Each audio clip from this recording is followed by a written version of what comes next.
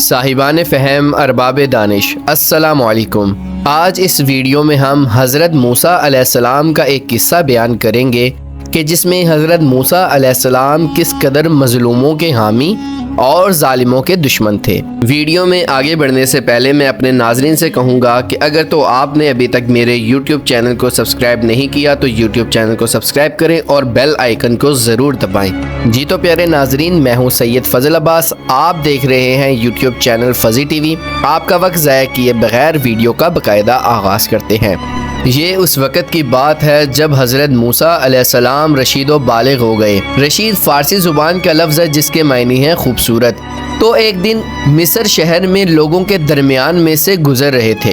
آپ کیا دیکھتے ہیں کہ دو آدمی ایک دوسرے کا گریبان پکڑے ہوئے ایک دوسرے کو مار پیٹ رہے ہیں۔ ان میں سے ایک بنی اسرائیل میں سے تھا اور دوسرا طبقی یعنی فرعونی تھا۔ اس وقت بنی اسرائیل نے جناب موسیٰ علیہ السلام سے مدد مانگی، چونکہ حضرت موسیٰ علیہ السلام جانتے تھے کہ فرعونیوں کا تعلق طبقہ اشراف سے ہے اور وہ ہمیشہ بنی اسرائیل پر ظلم ڈھاتے رہتے ہیں۔ وہ مظلوم کی مدد کو آگے بڑھے تاکہ اسے ظالم کے ظلم سے بچائے۔ بعض کے بقول حضرت موسیٰ علیہ السلام نے دیکھا کہ فرعون کا ایک باورچی ایک اسرائیلی کو مفت میں ایندھن لانے پر مجبور کر رہا ہے، اسی وجہ سے دونوں نے ایک دوسرے کا گریبان پکڑ لیا۔ جناب موسیٰ علیہ السلام مظلوم کی مدد کے لیے آگے بڑھے اور فرعونی کے سینے پر زور سے مکہ مارا۔ بس اسی ایک ہی مکے نے اس کا کام تمام کر دیا۔ وہ زمین پر گرا اور مر گیا۔ حضرت موسیٰ علیہ السلام اسے قتل کرنے کا ارادہ نہ رکھتے تھے۔ ارادے کا نہ ہونا اس وجہ سے نہ تھا کہ شخص مقتول قتل کیے جانے کا حقدار نہ تھا، بلکہ یہ ان مشکلات کی وجہ سے تھا جو موسیٰ علیہ السلام اور بنی اسرائیل کے لیے تھیں۔ اس اعتبار سے حضرت موسیٰ علیہ السلام نے اس ترک اولا پر خدا کی بارگاہ میں معافی مانگی اور اپنے کیے پر پشیمان ہوئے۔ یہ قتل کوئی عام قتل نہ تھا بلکہ ایک انقلاب کا پیش خیمہ ثابت ہوا، لہٰذا حضرت موسیٰ علیہ السلام پریشان تھے اور کسی نہ کسی حادثے کے رونما ہونے کے منتظر تھے۔ اگلے دن پھر حضرت موسیٰ علیہ السلام نے دیکھا کہ ایک اور فرعونی شخص نے اسی مظلوم کا گریبان پکڑا ہوا ہے۔ اس مظلوم شخص نے حضرت موسیٰ علیہ السلام سے پھر مدد مانگی۔ حضرت موسیٰ علیہ السلام آگے بڑھے تاکہ مظلوم کا دفاع کریں، تاکہ ظالم کو ظلم کرنے سے روکیں۔ اس فرعونی شخص نے جناب موسیٰ علیہ السلام سے کہا، کیا مجھے بھی قتل کرنا چاہتے ہو اس کی طرح جسے تم نے کل قتل کیا تھا؟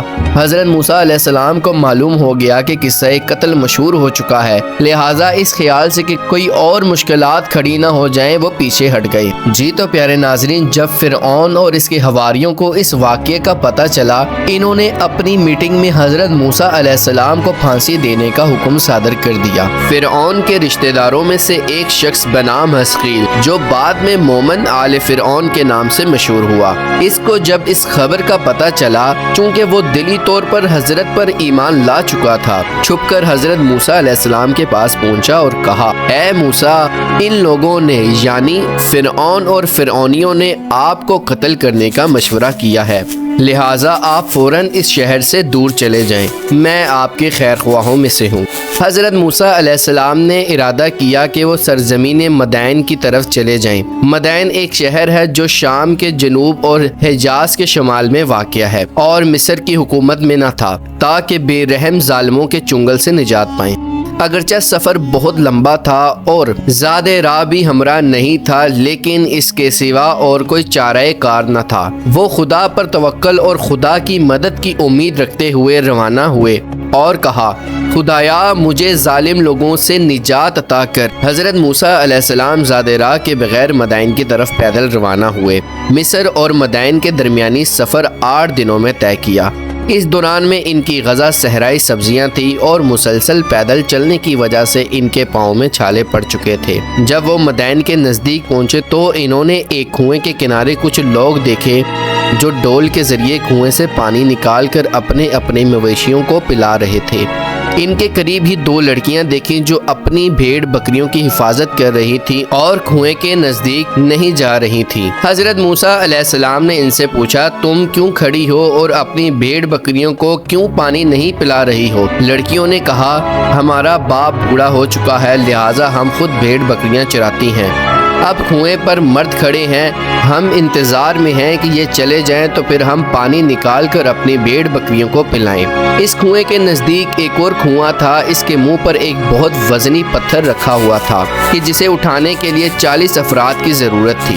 جناب موسیٰ علیہ السلام اس کنویں کے قریب آئے اور اکیلے ہی وہ پتھر اٹھا کر ایک طرف کر دیا اور حضرت موسیٰ علیہ السلام ایک بہت بڑے ڈول سے پانی نکالنا شروع کر دیا، جس سے پانی نکالنے کے لیے کئی افراد کی ضرورت تھی، لیکن حضرت موسیٰ علیہ السلام نے اس ڈول سے اکیلے ہی پانی نکالا۔ ان لڑکیوں کی بھیڑ بکریوں کو پانی پلایا۔ اس کے بعد جناب موسیٰ کچھ فاصلے پر ایک درخت کے سائے میں جا کر بیٹھ گئے اور خدا کی طرف متوجہ ہو کر کہا، پروردگار، یقیناً میں اس خیر کا محتاج ہوں جو تو میری طرف بھیج دے۔ جی تو پیارے ناظرین، یہ تھا حضرت موسیٰ علیہ السلام کا وہ قصہ کہ جس سے ہمیں یہ پتہ چلتا ہے کہ حضرت موسیٰ علیہ السلام کس قدر مظلوموں کے ساتھی اور ظالموں کے دشمن تھے۔